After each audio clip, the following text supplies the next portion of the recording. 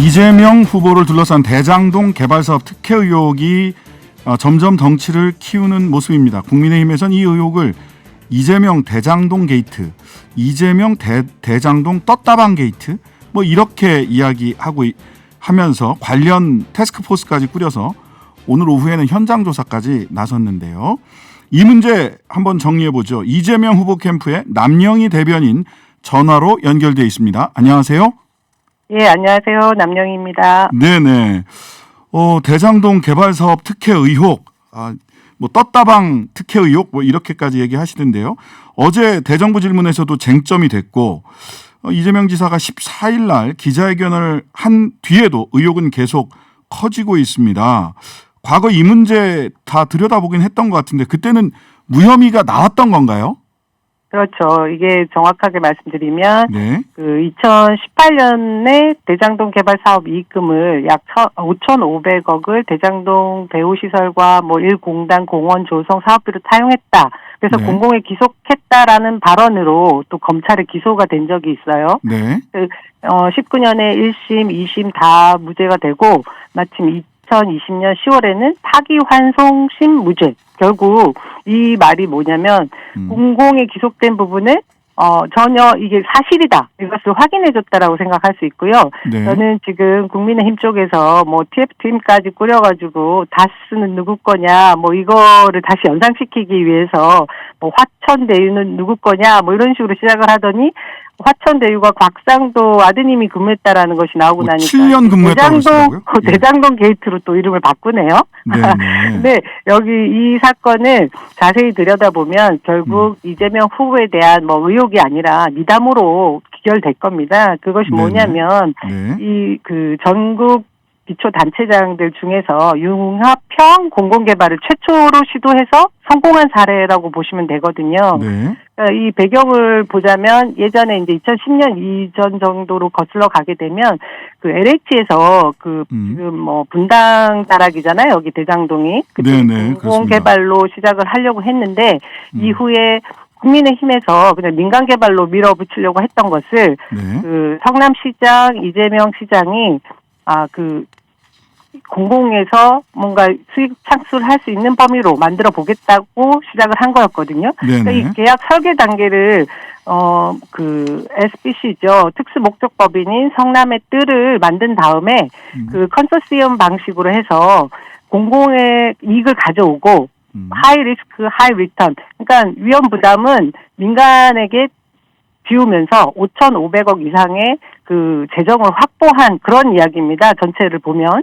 네. 이것을 뭐 마구잡이로 이제 왜 그 민간 기업에서 가져간 돈이 갑자기 점프해서 너무 많아졌다. 중간 배경 설명 없이 여기에 마치 이재명 성남시장이 당시에 무슨 불법적인 뭔가 연결되어 있는 자금이 있는 것이 아닌가 뭐 이런 가짜 뉴스들도 많이 배포되고 있더라고요. 네네. 네.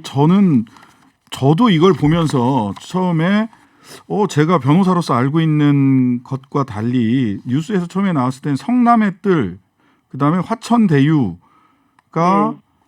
이 사업을 공모해서 수주를 한 줄 알았어요. 이렇게 개별 사업자가 수주하기 어려운데 하고 찾아보니까 하나은행이 주관하는 콘소시엄이 공모해서 선정이 되고 선정된 이후에 이 개발 사업을 위해서 특수목적 법인인 성남의 뜰을 설립하고 이 성남의 뜰에서 사업을 특수목적 법인인 성남의 뜰이 사업을 진행하는 데 있어서 자금 관리 회사인 화천대유가 만들어졌다라고 하는 과정을 알게 됐거든요. 네. 이게 공모가 어떻게 이렇게 조그만 회사가 자본금 뭐 3억 5천 잘해야 뭐 이 정도 되는 작은 회사가 이렇게 큰 사업을 어떻게 공모해서 선정될 수 있었느냐라고 이제 의혹을 제기하고 있는데 이 부분을 좀 한번 설명을 해 주시죠. 그러니까 저는 이제 화천대유가 어떻게 해서 뭐 5천만 원의 법인 설립 그 자본금을 가지고 지금 불과 3년 만에 577억의 그 배당금을 가져갔느냐 이걸 지금 계속 의혹의 쟁점으로 삼고 있지 않아요. 네네. 그래서 전 좀 이해가 좀 잘 안 가는 쟁점이라 설명 좀 해주십시오. 예. 근데 사실 이 그 컨소시엄이라는 게 그런 거잖아요. 네. 기본적으로 여기에 참여하겠다라고 뛰어드는 자본 회사가 있는 거잖아요. 여기 자본 주주 회사인 거잖아요. 네네. 그래서 이분들이 기본 법인 자금이라는 것은 5천만 원으로 법인을 설립하면서 들은 최초의 자본금인데 이것은 네. 투자금하고는 또 별개입니다. 네. 그리고 들어올 때 우선 협상 대상자를 선정하는데 그 과정에서 아까 말씀하신 대로 컨소시엄에 참여하는 것들은 성남시장이 성남도시개발공사를 50%의 이익을 준 다음에 나머지는 그 위험 부담을 가진 그 자본 민간 쪽에다가 주면서 알아서 들어오게 투자 사업체들을 들어올 수 있게 그냥 계약 상황에 열어둔 것에 응모를 해서 공개 네. 입찰이 된 것인 거죠. 네네. 그래서 저는 이 궁금증들을 다 가지고 계시는 화천대유가 신생이고 조그만 회사가 어떻게 해서 이 많은 이익을 가져갔냐 그 부분에 대한 질문들을 많이 하시는데 네. 그 부분은 화천대유에다 오히려 질문을 하시라 그 말씀을 드리고 싶습니다. 네네. 자, 이게 그렇게 답변을 하시면 뭐라고 추가 질문이 나오냐면, 네네. 자, 하이 리스크, 하이 리턴이라서 들어왔을 뿐이다. 네. 그래서 그 판단을 한 거는 화천대유 등 또는 투자한 자본들이 판단할 몫이었다라고 말씀을 하시는데, 이렇게 질문을 하시는 분들이 계세요. 대장지구라는 이 입지 자체가 리스크 없는 데였다. 그거는 사실상 개발했을 경우에 큰 개발 이익이 어차피 예정돼 있었던 거 아니냐. 이 과정 자체에 이렇게 리스크 없는 하이 리스크가 아니었다라는 질문을 또 덧붙이는 분들이 계세요. 그 부분은 제가 볼 때 굉장히 결과론적인 얘기입니다. 사실은 결과론이다. 부동산 경기가 바닥일 당시를 떠올려 보면 우리가 왜 외국에서 서브 모기지 서브프라임 모기지 이후에 2012년, 13년, 14년 때가 굉장히 부동산 경기가 좋지 않았어요. 네네. 그런 당시에 지금 말하는 이 대장동 개발은 14년부터 다시 뭔가 해보겠다라고 그리고 공공개발로 해보겠다라고 성남시장 이재명 시장이 이제 주도해서 사업을 벌이지 않습니까? 네네. 그러면 이 당시는 사실 민간 개발도 모든 자금을 들고 뛰어 들어와서 네.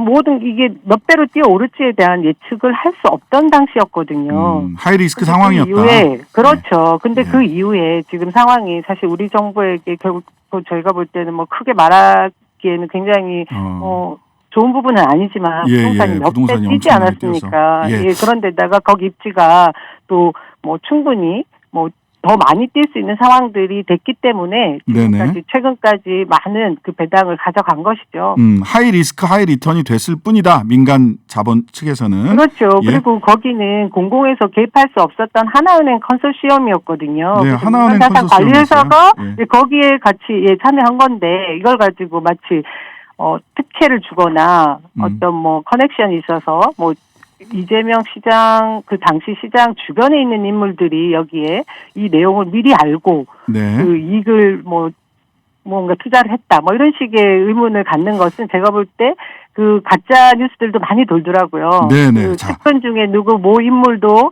제가 볼 때 전혀 해당 사항 없는 얘기들을 하고 있어요. 또 연구원장의 친남동생 얘기를 하는데 그분은 여동생 한 번밖에 없다거나 또 너무나 이제 재밌는 게 그 시장이 되고서 6개월 후에 인터뷰 한번 했던 그 언론사 기자분이 언론사 기자분이 그 회사의 대표더라.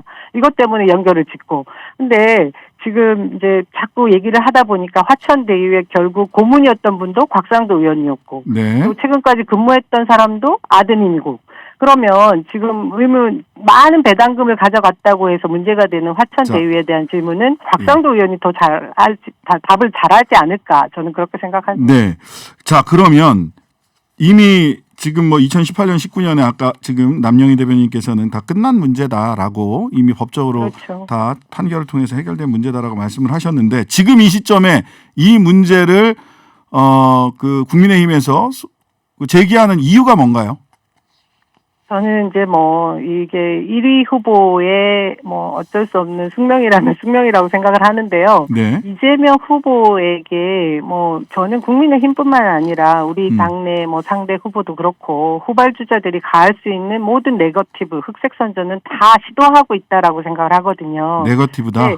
예, 이 부분이 아까도 제가 처음에 서두에 말씀드렸지만 그 공공과 민간이 융합해가지고 개발을 해서 엄청난 수익을 얻어서 성남시에도 엄청난 그 이익을 가져갔고 또 민간은 참여한 만큼 또 많은 이익이 났으니 그에 해당하는 배당금을 가져간 사안을 두고 마치 이 안을 들여다보면 뭐 이재명 시장의 흑막이 있을지 않을까라는 그냥 의구심을 가지고 아무런 증거 없이 그냥 의혹만 더 그 제기하는 건데 근데 이게 단위가 크고 네. 사업 자체가 복잡하니까 뭔가 있긴 있을 거야 이런 생각들을 그러니까요. 하게 돼요 사실. 그래서 거기에서 뭐 BBK까지 떠올리면서 이미지를 그냥 네. 오염시키고자 하는 제가 볼 때 선거 캠페인 이상 이하도 아니다. 자, 근데 이게 네. 이제 국민의힘 쪽에서만 그런 얘기가 들어온 게 아니라 이낙연 캠프에서도 다스는 누구 거냐라고 연상되게 하는 이런 질문을 던지고 있어요. 그렇죠? 그래서 저는 그런 네. 말씀을 드리고 싶어요. 제가 참 뼈아픈데 네. 국민의힘에서는 BBK 뭐 이명박 전 대통령을 떠올리게 하는 그 대변인의 논평이 제가 볼 때 참 본인들 스스로 약점을 드러내는 것이라고 숟가락스럽다라고 저는 생각을 했는데 네. 우리 당내 그 2위 주자라고 해야 되겠죠. 일단 추격하고 있는 뭐 따라오고 있는 이런 후발 주자가 좀 심한 과도한 공격을 하고 있는데 네. 또 다른 것도 아니라 BBK 뭐 이명박 우리 얼마나 힘들게 그 사실들을 드러냈고 결국 지금 수감 중이지 않습니까? 네네. 대통령이 이런 사안까지 끌어들여서 이 지금 이재명 후보를 오염시키고 그러니까 네거티브를 굉장히 심하게 하는 흑색 선전을 너무 심하게 하는 부분은 과도하다. 저는 이 당내에 있는 많은 우리 당원들이나 지지자분들도 이 내용에 더 조금만 더 접근을 하게 되면 자세히 아시고 나면 오히려 역풍이 불만한 사안이지 않을까 그렇게 생각합니다. 네, 정치적으로 역풍이 불 수 있는 사안이다. 추미애 후보는 이낙연 후보가 손준성 검사의 그 임명과 관련된 발언을 한 것에 대해서 사과하라 공식적으로 요구를 하셨어요. 이 부분에 대해서 이낙연 캠프에 대해서는 좀 자제하라 이 정도입니까? 아니면 뭐 정치적 책임을 지거나 또는 뭐 사과해야 될 이런 사안입니까? 저희가 그 네거티브를 하지 않겠다라는 그 의지를 피력한 지가 좀 됐지 않습니까? 네네. 후보가 그런 이유에 사실 소가리를 하고 있는 건 사실입니다. 네. 그런데 그 이낙연 후보 측에서 그 캠프 측에 있는 의원님들이 좀 세게 지금 발언들을 하고 계시는데 네. 애둘러 저는 표현했다라고 생각 좀 해주셨으면 하는 부분이 지난번에 이제 장기표 네. 후보였죠. 국민의힘의 장기표 후보가 고발하시겠다고 전혀 그랬죠. 터무니없이 아들이 이 말했던 화천대유에 근무하는 것이 아닌가라는 얘기를 얘기했는데 그 부분에 대해서 사과를 하라고 요구를 했고 사과하지 않을 경우에 법적 대응을 하겠다고 했습니다. 네. 지금 사실 정치의 사법화는 저는 굉장히 문제가 있다고 생각을 하는데요. 네. 그렇게까지 가진 않아야 되는 것이고 또 결국에는 저희가 원팀으로 그 정권 민주정부 4기를 또 재출범시켜야 되지 않겠습니까? 네. 그러면 한 얘기는 하기가 어렵죠 저희가. 네, 그러면은 정치적으로 자제하라. 뭐 별로 득이 안 될 거다라는 정도로. 결국 저희가 의혹이 있는 거 100% 수사에 응하겠다라고 자신감 있게 말씀드리는 후보가 했는데 국정감사, 뭐 특별검사, 뭐 다 하자라고 국민의힘에서 요구했어요. 다 받으실 생각이신 거죠? 할 테면 해봐라. 그럼요. 그리고 이거는 네. 모든 다른 지금 이제 우리가 네. 어떤 민간 개발을 할 때 특히나 아파트 같은 거 네. 좀 짧게 좀 정리해 주시죠. 시간이 좀 지났습니다. 것이 사실 원 주민과의 막 그 이권 때문에 계속해서 소송이 일어나고 다툼들이 있잖아요. 네. 그런 점을 다 이재명 성남시장이 굉장히 성공한 모델로 잘한 일이기 때문에 전 치적이라고 생각합니다. 네네. 자, 알겠습니다. 오히려 치적이다 이런 말씀 해주셨습니다. 자, 말씀 여기까지 듣겠습니다. 이재명 후보 캠프 남영희 대변인이었습니다. 감사합니다. 고맙습니다.